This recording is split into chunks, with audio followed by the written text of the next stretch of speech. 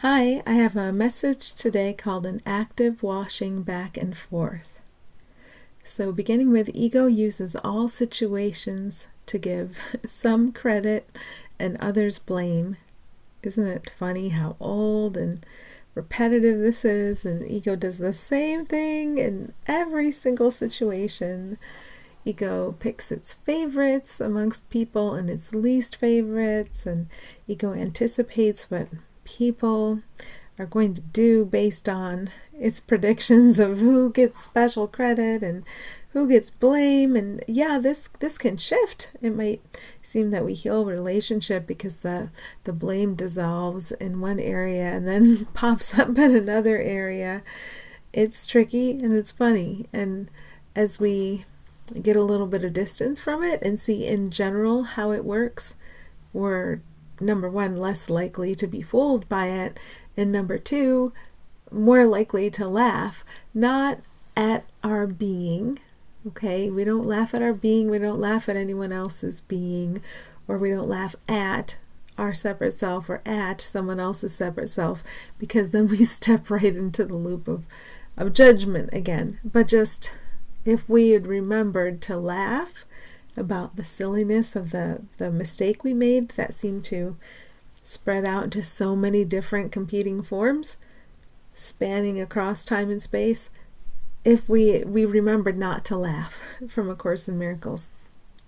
But if getting this distance and watching how ego works in our own experience, we can begin to laugh, and our willingness expands to be led through and out of the madness, because we don't know what we're doing clearly, obviously, as separate selves, as the character trying to get knowledge from time and space.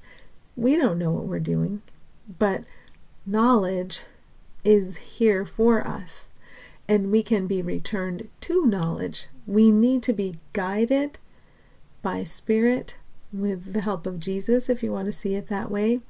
But you can see it many ways, through and out of the perception we made, back to knowledge, with a willingness to be returned to full remembrance of our shared self, of who and what everyone and everything is and always has been, back to the remembrance of us, back to knowledge, our return to knowledge, our being reunited with our Creator, with our parent. So if we just get into that energy, or just look at it from a distance, giving some special credit, that's when I've left our wholeness. And as soon as it starts feeling bad, it's a helpful indicator. And giving others blame, special blame for special things. If we're not truly separate, how does that make any sense? It makes perfect sense to the ego. Perfect sense. So what makes perfect sense to the ego makes no sense at all to the Spirit. And the more time we spend resting in the Spirit, the more we understand, oh, because this truly makes no sense, I can't judge or analyze any of the special credit or special blame ego seems to be offering here, and what ego wants to see repeated in the future in different forms. Even if they switch, credit for one turns into blame, blame for one turns into credit. That's fine with the ego, as long as we keep the opposites churning and turning and replicating and seeming to spread out in time and space. And then we look at this whole thing and we say, oh, this could be over. All the special credit, all the special blame is meaningless. And I don't have to work to avoid blame. I don't have to work to try to gather credit, because I never needed it. I always had love. I've always been love. I'll always be love. I'll always be connected and joined with all of these innocent beings. And there's not a single thing I can do about that. So if we look at that thing that we can't do a thing about, there's no room for special credit or special blame there. There's no separate one needing special credit or special blame. There's nothing to be figured out in terms of who did what and what are the consequences of that, either special rewards or special punishments. Okay, what they are, you are. So this is looking past the body, past the past, past the personality, past any difference. In our being, that's what we are. And when we don't feel good, we've gotten distracted by something that seems to be a difference. Let's say we're anticipating something going wrong. Well, that seems to be different from love, which is the only thing there is.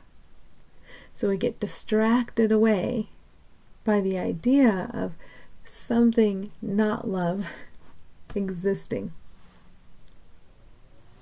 And when we see we've been distracted, we can just go back.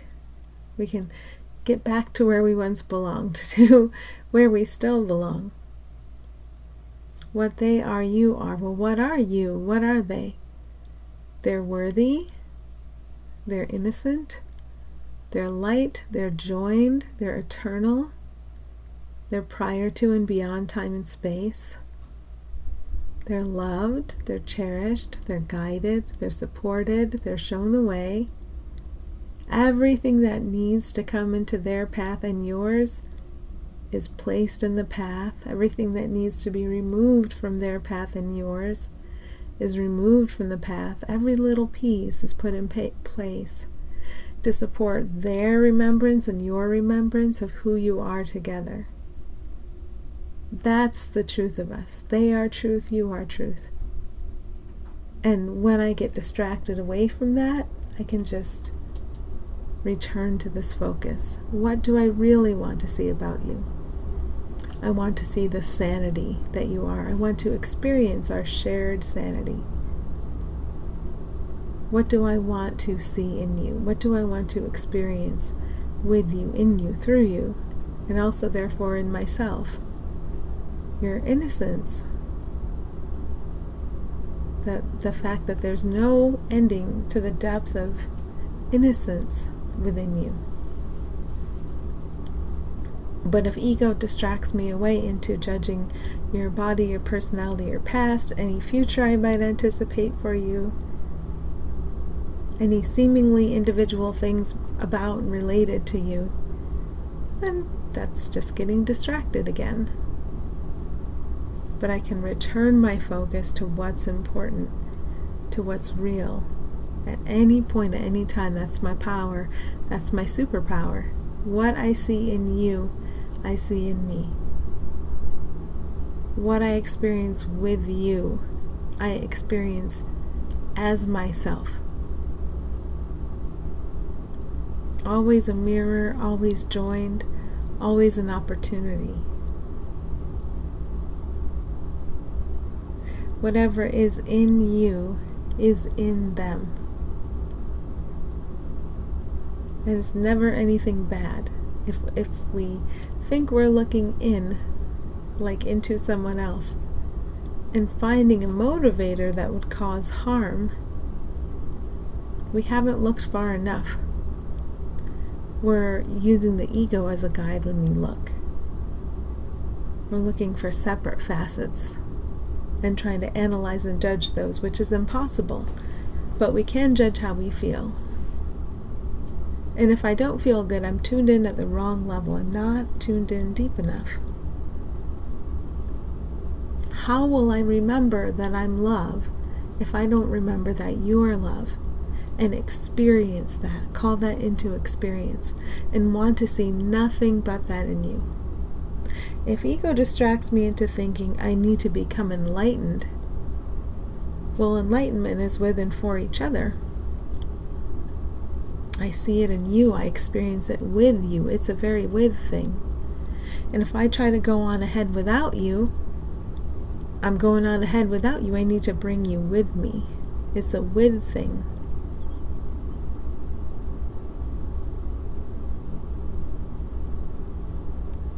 In me is light. In you is light, because that's what we are. And what joins us? Light. And what does the ego want to say about you or me? I don't know. But if anything comes to mind, you can gently set it down. And remember, there's one worthiness and we share it. And not only do we share it with everyone we could possibly think of across time and space. And if we really, truly want to see this come forward in every moment of our experience, no matter what form it takes, worthiness has gotten the invitation. Sanity has gotten the invitation. Innocence has gotten the invitation. We've given it permission to step forward. Instead of having form be a stage where strife plays out, we're asking for form to be the stage where our shared divine will plays out and shows us just what we are. Just what the stuff we're made of, the stuff we're created of. What did our Creator create us to be? Time and space can be used to show us in symbolic form. It's a show of symbols until we don't need symbols. We never needed symbols, but we gave ourselves symbols. That's fine. Holy Spirit can use symbols. So the symbols are here to show us how equal we are, how equally loved. So I can't lag behind the pack, and I can't try to get ahead of the pack. And in reality, there's no being ahead of the pack, and there's no being behind the pack. I'm with all the time. I can't be anything but with. Okay, there is an active washing back and forth that is helping and blessing you and all you call other. So if I think of this washing back and forth, back and forth, back and forth, the change seems to happen in time and space. Back and forth, back and forth. And if I think of each change that seems to happen, instead of allowing the ego to call it good or bad, or figure out what is the step to or what it's going to cause, I just remember this is a washing back and forth. There's a very beneficial washing back and forth happening amongst all of us, amongst everything. It's helping us. It's cleansing our mind. It's removing the fear and the pain from our minds. It's taking it away as we say yes. It's washing back and forth. It appears as change in this world, and change is nothing to fear. Change can be a blessing. So anything that appears to be ongoing, if you see it as a gentle, just see the water and the suds moving very gently. There doesn't have to be too much of it, right? You don't have to be overwhelmed. Just a very gentle washing back and forth between you and whomever you are thinking of whomever you are thinking. I used to be an English teacher, so that's funny.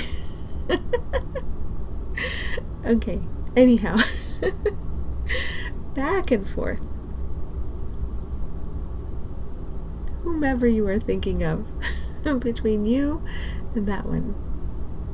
Setting everything straight. Removing fear from minds. Removing pain from minds. Ushering in change that is helpful. Not change that an ego has identified and insisted upon, but change that is helpful. Back and forth. And because blessing is alive in all of us, and in anything you could name as separate, be it an object, a concept, a memory, anything you can name as a separate thing, a single brick, a single pebble, blessing's alive in all of it.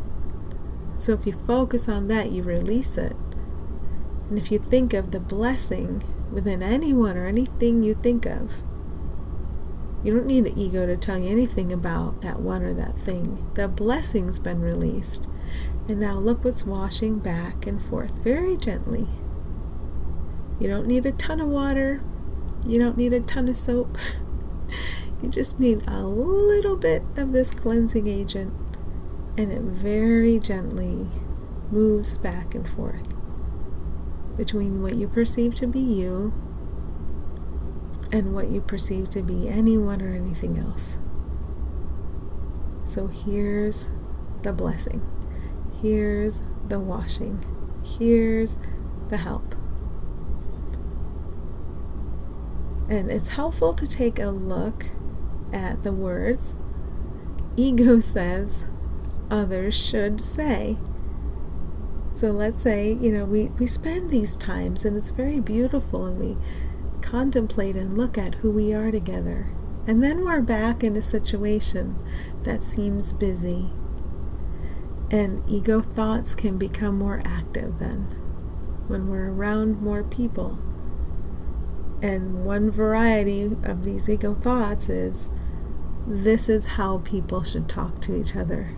And they're not. They're talking in one way, but they should be talking in another way.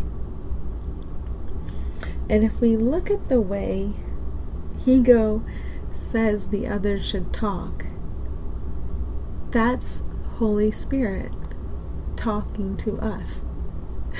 And if you say, well, I already talk that way, in my experience, during that time when I'm sitting back and listening to ego's judgments about the ones I call other, and maybe believing them, during that time there's like this deep stirring within me, this deep resource of love and happiness I can share and provide, but I might not quite know how to access it yet, and that's perfectly fine. It might not be obvious to me at this point what to do or what to say.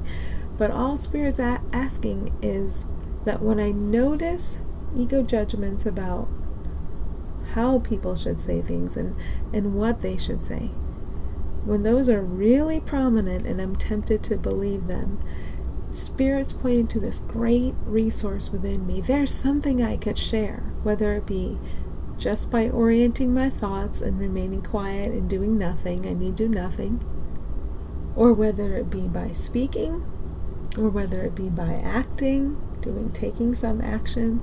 I don't know what it will be. But what I need to do is access the portal for either just receiving the thoughts of Spirit and resting, or speaking and or acting. I have to allow that to become obvious to me. And it's easy in the presence of others or many others to begin to dwell on the shoulds, or in the immediate aftermath of having been in the presence of others, to have should thoughts, or read in a discussion group where it seems people are not so nice to each other. The shoulds will be really obvious there. And what I'm learning is that the shoulds are pointing to a deep resource within me and a deep ability to be helpful. And in that deep ability to be helpful is my looking into the other and seeing that they are, as a being, truly helpful. Their beingness is helpful. So then, instead of pigeonholing them and deciding you are unhelpful because my ego judged your speech as unhelpful, instead I'm seeing the light of their being. I'm seeing the great resource they have, because if I have a great resource for helpfulness, so do they. I'm seeing that in them. I'm allowing that to extend and shine. I'm recognizing the presence of helpfulness within them as a real, true, and present resource. And so it may only be in thought that I'm doing my work. I learn how to think of them as they are. And those things that seem to grate on us, as we're going into the holidays and gathering with people, maybe somebody's tone of voice, maybe something they repeat a lot or something. It seems to be a trigger for us. That is a portal. Every not good feeling is a portal. Everything that seems to trigger and be associated with that not good feeling, like a tone of voice we find unpleasant. That's a portal. It's a portal to look into the deep helpfulness they are. But in my experience, I need to notice I feel irritated. Of course, I go through this all the time, but I like to go through it slowly often. I feel irritated. The thought I believe is that tone of voice is grating. When I have believed an ego thought, I think that I'm looking at something real over there, that I'm experiencing something real. That is what I have made real. I've decided that's real. But underneath that, the gifts I give my brother are my own. If I give my brother the gift of helpfulness, I don't have to deny anything. I just know that this time and space experience is a place I dreamed up for pretending that what isn't real could be real. And so it's as realistic as the idea of the cause of the grating voice and the effect being irritation. It's really believing the thought that someone's voice is grating causes the irritation. I made this up. I have done this thing, it is this I would undo. So if I look into who that being really is instead, and recognize they always have a deep helpfulness, active and present, and I get in the habit of being able to go straight there, then I have every reason to be calm and clear-eyed and at rest. I can't be thrown off by things that I've imagined, fear I'm projecting. I can't be thrown off by that.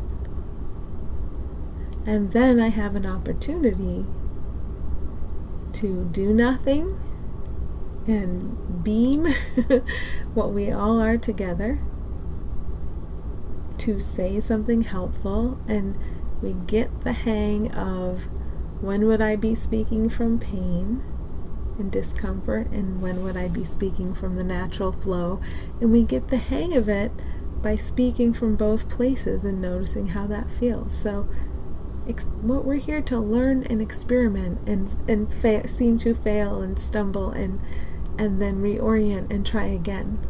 No one's here to be perfect in a conversation. No one's here to be perfect in a situation that seems to require acting, doing some action.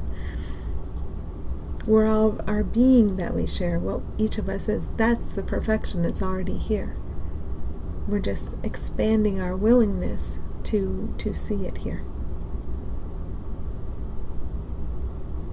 So as I take a look at these things, I can look into who you are, and I can rest in it, and I can appreciate that. And that's not denying anything. That's looking through what isn't here to what is, and learning that one of the most productive things I could do is rest in this place instead of all the doing. Okay, I think that's it for me. So an active washing back and forth. Enjoy your healing and your blessings.